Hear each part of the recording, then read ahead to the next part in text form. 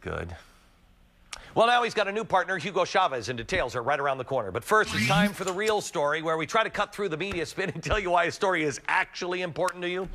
Tragically, suicide bombings are all too common in other parts of the world, but it has not been a reality that we have to face here in the United States yet. The real story is that could be changing. According to a new national survey of Muslims living here in the U.S. by Pew Research Center for the People and the Press, nearly 25% of Muslims, 25 under 30, found suicide bombings to defend their religion as acceptable in some circumstances. This kind of thinking is terrifying, it is dangerous, but it is sadly predictable. The poll tells you the same thing I've been saying since 9/11. The vast majority of Muslims are good people who want to live here in peace. The survey shows that about 13% of Muslims worldwide harbor dangerous extremist beliefs. I've been saying the number is 10%. Forgive me, my gut instincts have a 3% margin of error. Unless we wise up and nip the extremist dissent in the butt, what is happening in England and what is happening in Europe is going to happen here. The Brits didn't believe they had a homegrown terrorist problem until a bomb went off in their subways in 2005.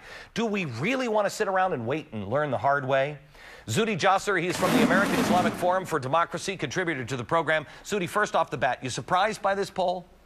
No, I'm not. You know, it's interesting that we're still doing polls trying to diagnose the problem, and we know the problem. The issue is those 80% that you talked about that are peace-loving and fighting and believe in condemning terrorism, the poll did nothing to find out what they're doing to contribute to the problem, and that they are not working in an anti-Islamist fashion.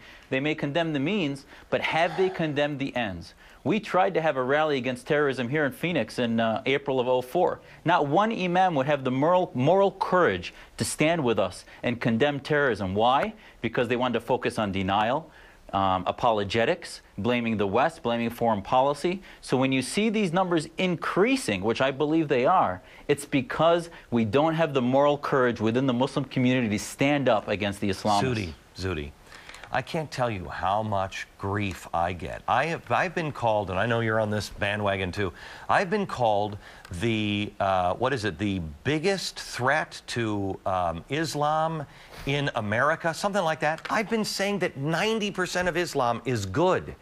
What is it that has to happen before Muslims, the good Muslims, stand up and say, hey, freak boy, sit down, stop bastardizing my religion? Exactly. It's basically the shedding of tribalism. It's the stop defending our minority for no reason other than to just avoid the reality of the fact that there is an endemic corruption that has basically said that the ends justifies the means. I mean, in this same poll you cite, they say that only 40% of those same Muslims believe that Arabs actually did 9/11. So hold on a second. They are basically in such a denial that they don't even want to diagnose the problem in the Muslim community, let alone stand up and say that our Quran does not justify it. No matter how much our plight is, we would never justify the targeting of non-combatants. Why the disconnect? Why the disconnect with the youth? Because it's the same thing that we saw happen early on in Europe. That the older Muslim community, the one that had been integrated into society, said, I'm English, or I'm French. But it's the youth that was raised here. What's happening? Where's the disconnect?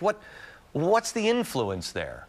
The influence is basically political Islam, which is you have sermons that are not being given about the love of God and the purity of our moral code of Judeo-Christian Islamic morality, but rather they're hearing about the grievances of victimization. They're hearing about suing airlines and suing John Does. They're hearing about every plight to blame the West. And in exchange, they have nothing to offer other than hate. Okay, Zuhdi, thanks a lot. Thank you. Let's turn to Al-Qaeda here for a second. This is according to a British newspaper now, The Guardian. U.S. officials are now finally admitting that Iran has been secretly forging ties with Al-Qaeda, elements in the Sunni Arab militias in Iraq.